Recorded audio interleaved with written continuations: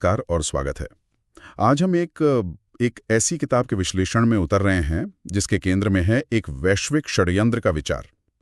किताब का नाम है Illuminati techno thriller, a global conspiracy.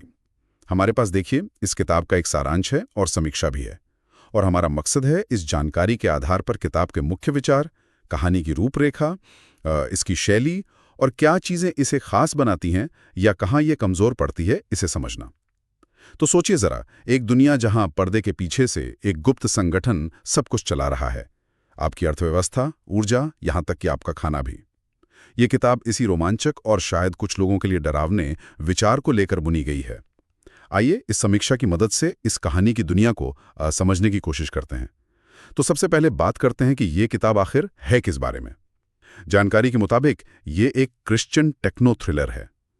अब टेक्नो थ्रिलर का मतलब हुआ एक ऐसी रोमांचक कहानी जिसमें टेक्नोलॉजी, जासूसी, एक्शन का तगड़ा मिश्रण हो। और यहाँ एक क्रिश्चियन पहलू भी जुड़ा है जिस पर हम आगे बात करेंगे। कहानी भविष्य में सेट की गई है। दिलचस्प बात यह है कि स्रोत के अनुसार ये भविष्य 2001 से 2020 के बीच का दर्शाया गया था, जो अब हमारे लिए अतीत बन चुका है।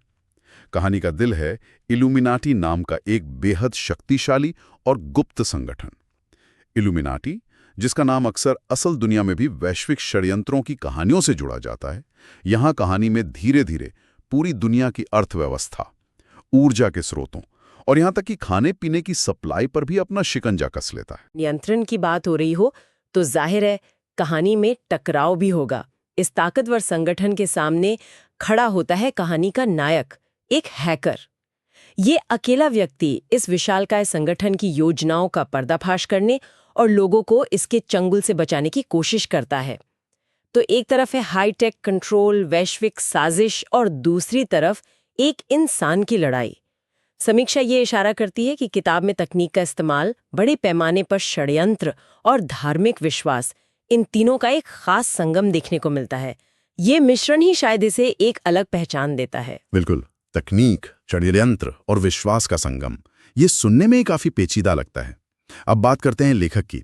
जानकारी बताती है कि लेखक लैरी बर्केट का असल बैकग्राउंड वित्तीय सलाहकार का था। ये बात अपने आप में काफी रोचक है ना? एक वित्तीय सलाहकार का थ्रिलर लिखना, और समीक्षा इस बात पर जोर देती है कि उनके इस बैकग्राउंड का असर किताब में साफ दिखाई देता है।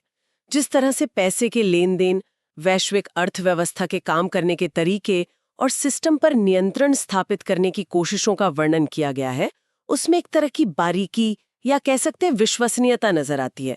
भले ही कहानी पूरी तरह काल्पनिक है, ऐसा लगता है कि लेखक ने अपने पेशेवर अनुभव और ज्ञान का इस्तेमाल करके इस काल्पनिक षड्यंत्र को ज्यादा पुख्ता और डरावना बनाने की कोशिश की है। ये जानना रोचक है कि कैसे किसी का वास्तविक जीवन का अनुभव काल्पनिक कहानी को गहराई दे सकता है। सही कहा। मतलब शायद इसी वजह से अर्थव्यवस्था और नियंत्रण वाले हिस्से ज्यादा सोचे समझे लगते होंगे। और लेखन शैली के बारे में क्या कहा गया है? क्या ये सिर्फ गंभीर और तकनीकी है या पढ़ने में मजा भी आता है? समीक्षा के मुताबिक शैली में रोमांच और रहस्य का अच्छा संतुलन है। यानी ये सिर्फ सूखे तथ्यों या तकनीकी बातों का पुलिंदा नहीं है, बल्कि इसे एक थ्रिलर की तरह लिखा गया है जिसका मकसद पाठक को बांधे रखना है। तेज रफ्तार, बढ़ता हुआ तनाव, अनसुलझे सवाल, ये सब तत्व मौजूद हैं जो एक थ्रिलर को कामयाब बनाते हैं। लेखक की वित्तीय समझ ने जहां कहानी को आधार दिया, वहीं उनकी लेखन शैली ने उसे पंख दिए ताकि वो पाठकों तक पहुंच सके। ये तो हुई लेखक और शैली की बात। अब आते हैं उन खास बातों पर जो इस किताब को समीक्षा के नजरिए से बाकियों से अलग या यादगार बनाती हैं। सबसे पहली और सबसे बड़ी बात तो इसका मूल विचार ही है। इल्यूमिनाटी जैसा कोई गुप्त संगठन पूरी दुनिया को कंट्रोल कर रहा है। ये एक ऐसा विचार है जो हमेशा से लोगों को आकर्षित भी करता आया है और डराता भी। क्या ऐसा सच में हो सकता है? ये सवाल ही कहानी को दिलचस्प बना देता है कि कहानी में साइबर सिस्टम और टेक्नोलॉजी से जुड़े खतरों को बहुत प्रमुखता दी गई है। हैकिंग, डेटा चोरी, सर्विलेंस, टेक्नोलॉजी के जरिए लोगों की जिंदगी को कंट्रोल करना, ये सब आज के डिजिटल दौर में बहुत असली खतरे लगते हैं।